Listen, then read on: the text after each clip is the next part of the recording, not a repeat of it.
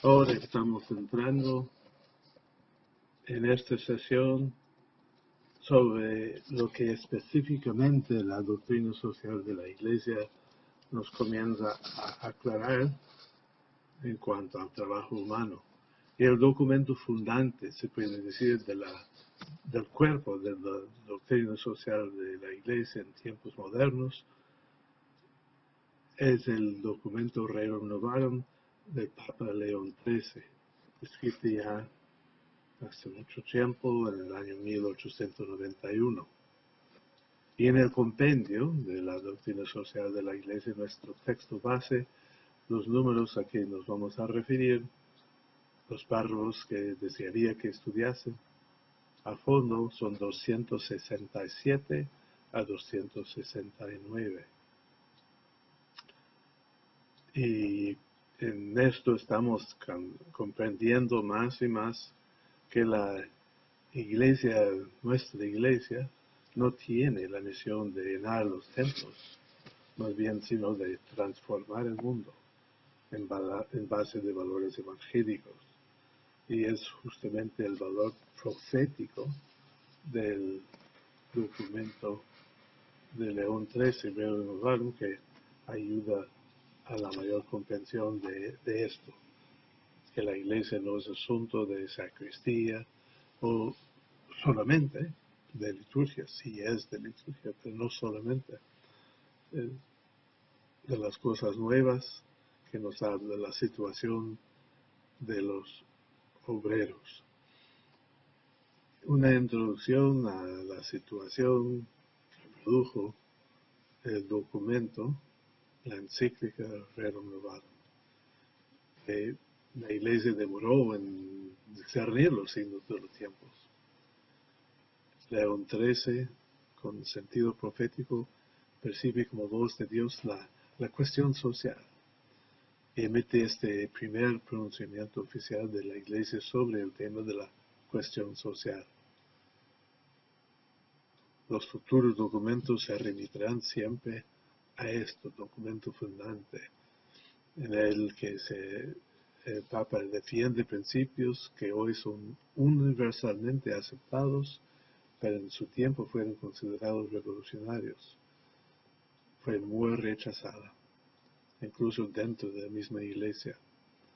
Entonces, hablar de la cuestión social, que hoy nos puede parecer más común, corriente, aceptable, aunque todavía tiene sentido profético Dios mediante, en aquel tiempo fue muy otra cosa. León XIII visualiza la cuestión obrera como una tensión entre las dos clases sociales que participan, disputan la participación de los beneficios de la producción. En su tiempo, cuestión entre patronos y obreros dentro de una sola empresa. León XIII plantea por primera vez en forma explícita que la justicia es la condición de la paz social.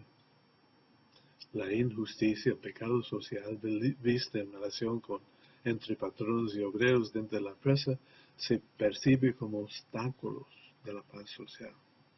Entonces, recordar que la Iglesia sí busca la paz, promueve la paz.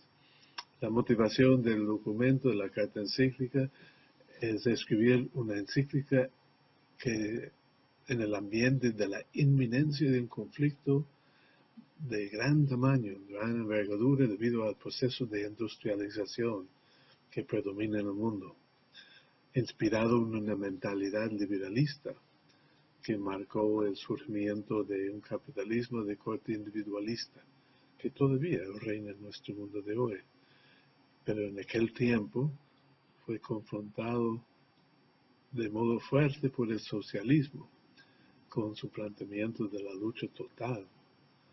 Entonces se buscó con este documento superar los desórdenes sociales y políticos, prevenirlos, superarlos.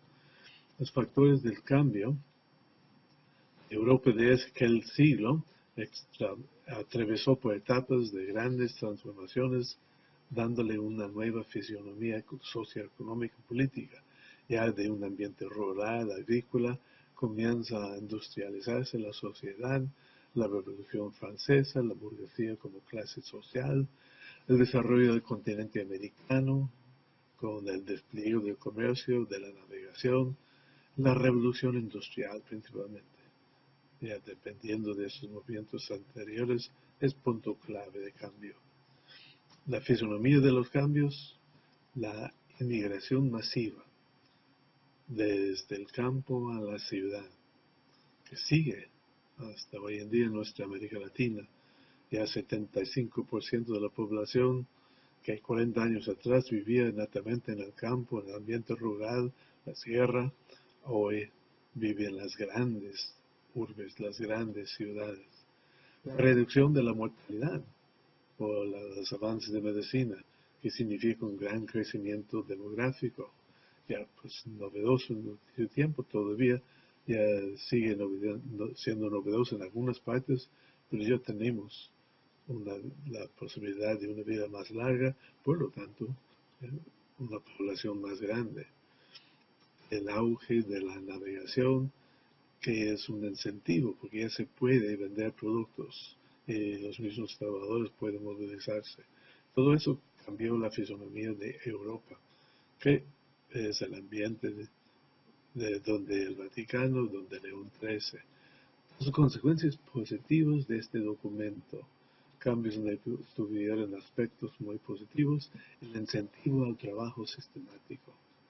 Entonces, al campesino que ya tenía toda su vida al lado del campo en que ha sido nacido, criado, ahora tiene la posibilidad de movilizarse y encontrar trabajo, vida, sustento en otra parte, que significaba y significa grandes inversiones de capital. Eso ya pues con el fin de sacar ganancias, lucro de parte de la clase capitalista que tiene las posibilidades económicas. Entonces se crean grandes empresas comerciales que antes no existían. Comercialización de productos que antes no había necesidad. Nacimiento de una nueva clase social muy pujante.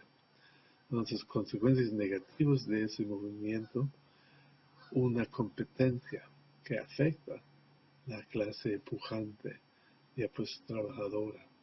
Consecuencias nefastas en el proletariado: bajan los salarios, aumentan las jornadas de trabajo, largas horas de trabajo, se abusa de la mano de obra muy barata, gente que busca trabajo, las condiciones de vida menos humanas, subhumanas, aumenta la criminalidad, la prostitución, enfermedades sociales.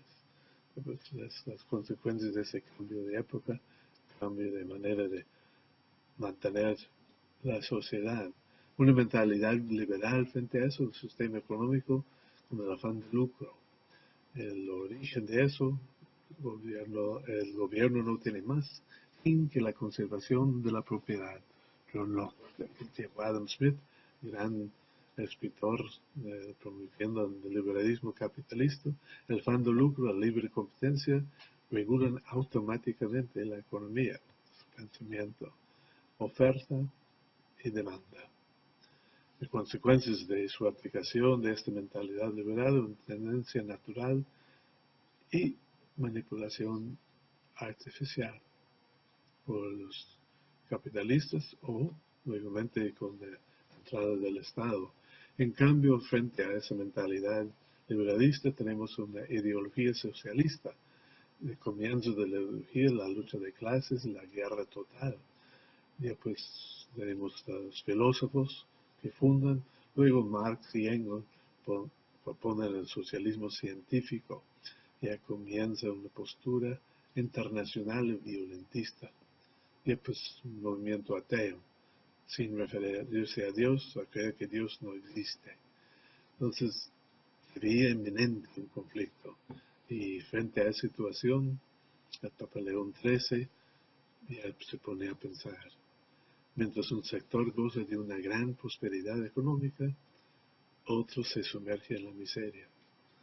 Ojalá que podamos ver en nuestra realidad cosas semejantes, donde la brecha, el abismo entre ricos y pobres va creciendo, no disminuyendo. Un conflicto total. La burguesía exige al Estado libertad y orden para mantener sus privilegios, disciplina. En cambio, se usa el engaño de la igualdad ante la ley, la justicia social. Mucha gente de la iglesia se deja engañar sin lugar a dudas. El esquema de este documento de León XIII y Brigham Navarro, fundante de la doctrina social de la iglesia, presenta el problema obrero, exposición polémica, la socialista critica esta solución. La segunda parte es una exposición positiva, cómo armonizar las clases sociales. Ya está la voz de la iglesia, cómo superar la lucha de las clases, de los fines, de los medios, una crítica del Estado clasista y la asociación de obreros. Y con eso ya tenemos una comprensión mayor del momento en que surge esta intervención en la cuestión social, una preocupación más explícita de la Iglesia por la situación del mundo en que estamos, que aquí estamos para construir un mundo mejor, para evitar y superar conflictos que ciertamente existen a nuestro alrededor. Entonces, para nosotros, este documento de Brigham Navarro es profético. Define muy claramente la tarea de la Iglesia de leer los signos de los tiempos, preocuparse por la condición del grey, de la humanidad entera, pensar no solamente en los que gobiernan el Estado o los que rigen en el mundo empresarial, sino también de las grandes mayorías que sirven dentro de esa estructura, y a denunciar las situaciones que violen los derechos de los trabajadores y a contribuir a orientar a otros caminos por medios pacíficos. La reacción no se hizo esperar a ese documento, a la voz profética de León XIII, de tomar esa postura buscando la paz, superar el conflicto. La gente que ya vivía en seguridad, que veían amenazado su futuro, su seguridad económica. Mientras tanto, ya pues los que habían puesto su esperanza en el mundo socialista, en un mundo del colectivismo, que realmente consideraba y considera a la persona como parte de un sistema y no tanto como una persona con dignidad personal, con la creatividad, el Papa plantea otro tema muy importante. Entonces, animo a la lectura para comprender el valor profético de estos párrafos 267 a 269.